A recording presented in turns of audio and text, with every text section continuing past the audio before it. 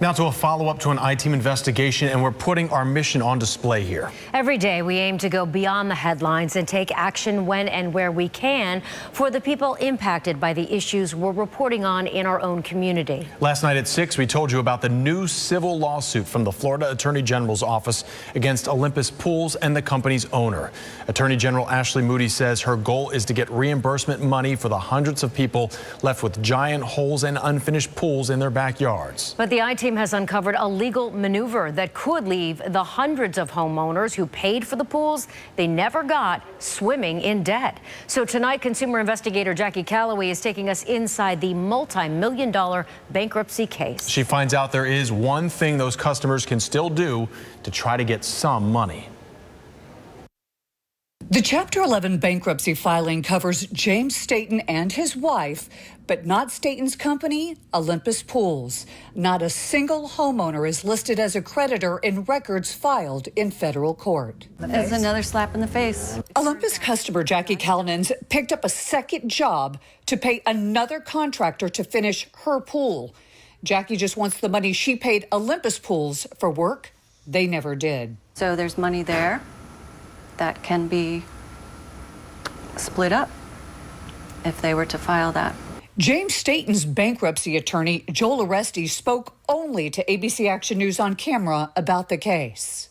Many Olympus Pool customers think it would have been the right thing to do for Mr. Staten to have filed bankruptcy on the corporation so that homeowners would more likely be approved as creditors. The Statens had to file on an emergency basis because their bank accounts were frozen by a creditor. Oresti says the Statens filed for personal bankruptcy protection after one of their largest creditors, an Olympus Pools supplier, SCP Distributors, obtained a $1 million judgment against the couple in September. Their lifestyle is unquestionably going to change. In court documents, the Statens list $17,000 in monthly expenses, including $2,000 for electricity, $1,000 for lawn care, and payments on 3 luxury vehicles. What all assets are the Statens planning to sell or turn in or get rid of? So they're going to seek to sell all of the real estate. James Staten listed his home for $3.2 million and the Olympus Pools building for $1.9 million. That money will be used to help pay creditors.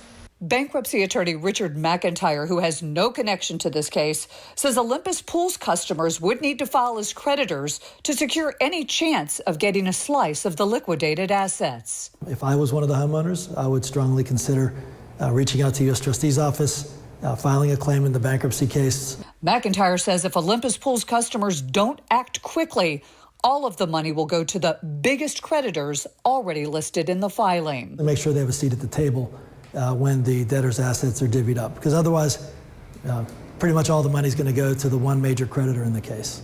But the Statens attorney said there could be an objection to adding any homeowners as creditors because he says James Staten was not solely to blame for the company's downfall. But other people and other factors contributed to the situation, especially COVID-19.